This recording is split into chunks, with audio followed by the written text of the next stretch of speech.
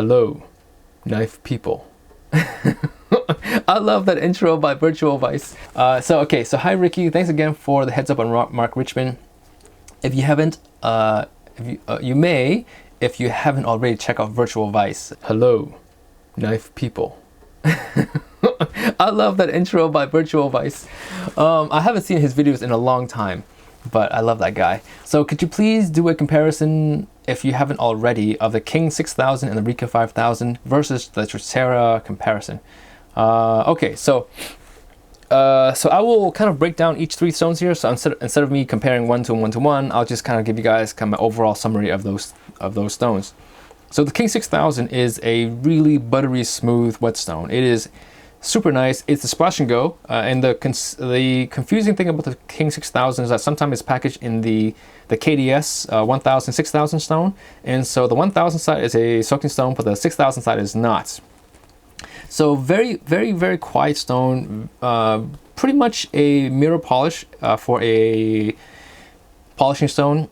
It's definitely the most affordable of the polishing stones I have used. It will give you a polish that you are looking for, and I think for like 20 something bucks on the S1 stone. So it's a very good stone, not very lively. It just does its job really well in terms of giving you the polish, but it's not fun getting there. But if you're looking for a stone that's a little bit more snappy, a little bit more responsive, that's not going to be the stone.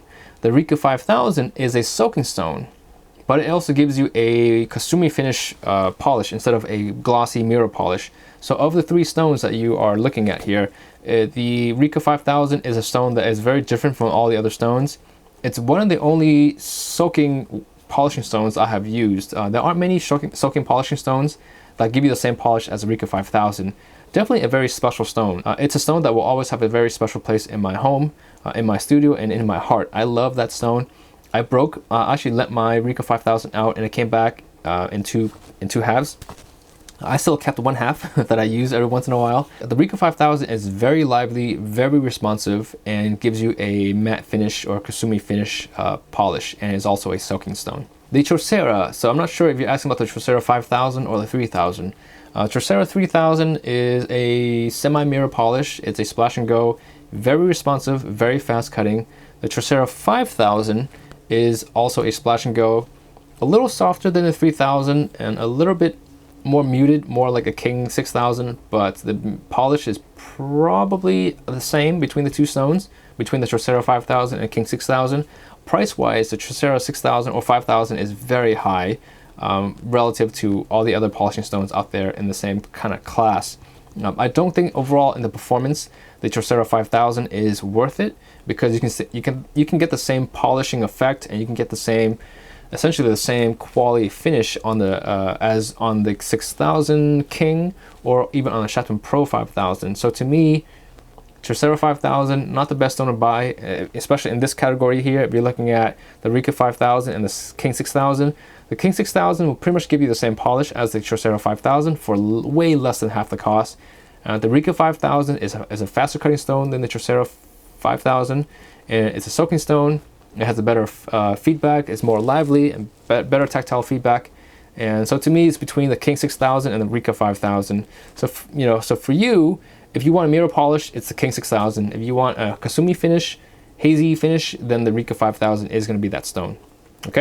Okay, so the next question we have here is from Nicholas Lau. And the question is, great videos as always. Would love to see a comparison of the Naniwa 1000 3000 combo versus the Naniwa Tristana 1000 and 3000. The price difference is vast, so I wonder how do they perform. I have used the Naniwa traditional stones 1000 3000 combo stone a long time ago. It's about over I think about 2 years ago. Yes, the price difference is vast because they are completely different stones. There is nothing that they share other than the name Naniwa. So the Naniwa 1000 3000 combo stone was actually designed as a consumer grade home use stone. They market it that way, and that really is that it's that stone. The 3000 grit stone is it's a polishing stone, but it doesn't really give you much of a polish. They will work fine for most people. If you're getting into stones for the first time and you had only the budget of 30-40 bucks to buy a combo stone, it's a fine stone for that. But I always recommend people buying a good quality sharpening stone first and then buying another polishing stone after. I don't generally recommend combo stones because one, they give you a lot less stone than what you would get if you were to buy the stone by itself. And also, very rarely, I can't think of any brands at this point, other than Suhiro, that actually will package two really high quality stones together on the polishing side and on the sharpening side. Particularly, there is the CRX 1000 5000, which I believe uses the CRX 1000's 1000, and then the Rika 5000's 5000 grit. So that's the only combo polishing stone that I can really think of that is high quality. But again, you only get about 10 to 15 millimeters of thickness between of each grit level. So again, not really the most handy for most people. On the Tristana front, the Tristana 1000 and 3000. The Tristana 3000 is my favorite stone, hands down. It's one of the fastest cutting stones. It's got a semi-mirror polish for a finish, and it's just very, very responsive as a polishing stone. It's one of the few polishing stones that can actually sharpen knives with as well, so I really enjoy that. The Tristana 1000 is a decent stone. I'd much rather you look at the Tristana 800 and 3000. They make a much better combo. The 800 complements the 3000 a lot better because it's actually a better sharpening stone than the 1000. It's more responsive. It's a faster cutting stone, and to me those are very, very important. And to me, responsiveness is everything when it comes to sharpening stones.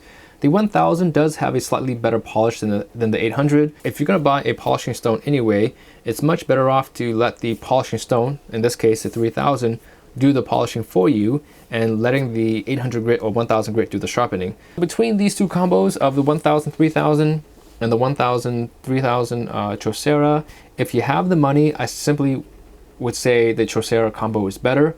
However, if you don't have the money, you can buy the combo stone if you want to, but I really recommend you looking at a good 1000 or a good sharpening stone. So either pick up a Tristana 1000 by itself, or pick up the Tristana 800, or if you want to spend a little bit less money, the CRX 1000 is one of my favorite soaking stones and one of my favorite sharpening stones in the price range of $55 or so. And it's definitely one of the best stones you can buy for that price range. So I recommend people, and not just you, but anyone who are getting into sharpening, is pick up a good quality sharpening stone first, use it for a few months, and if you want to pick up something afterwards, then feel free to do so.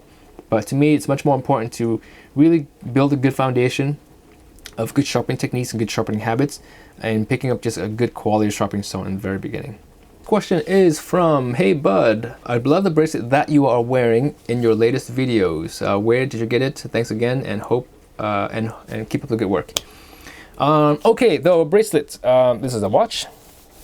This is the bracelet that everyone has been asking about.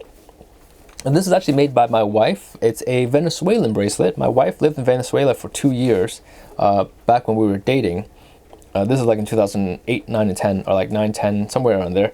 But it's a 2.5 inch thick bracelet. I love this thing. It's black and pink. My girlfriend at the time made it for me when she moved back from Venezuela to the States. It took her a whole month to make this thing. She worked on this for an hour a day after work.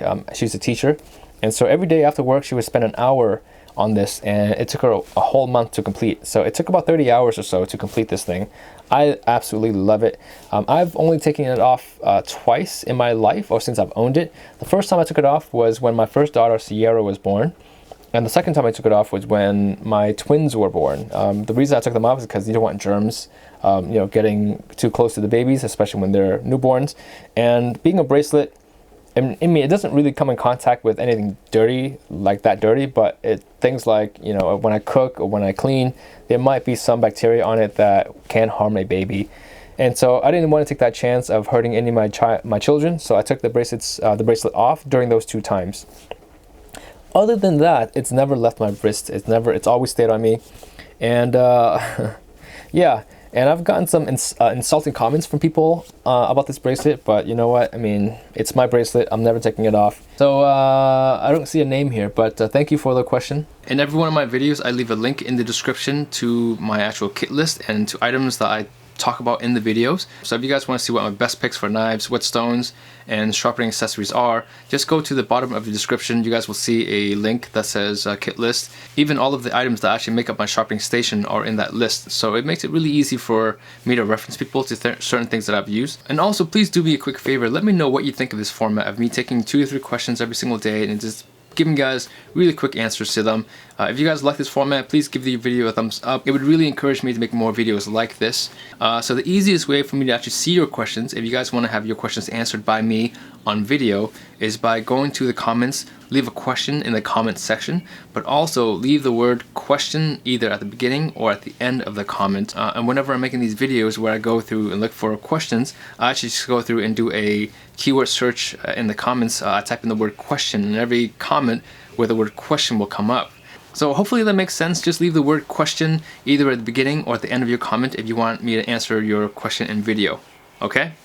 Yeah, if you guys want to see some behind the scenes stuff and some of the previews of products and videos that are coming out, make sure you guys follow me on Instagram and on Facebook. All of the links to my social media and my kit list are in the video description.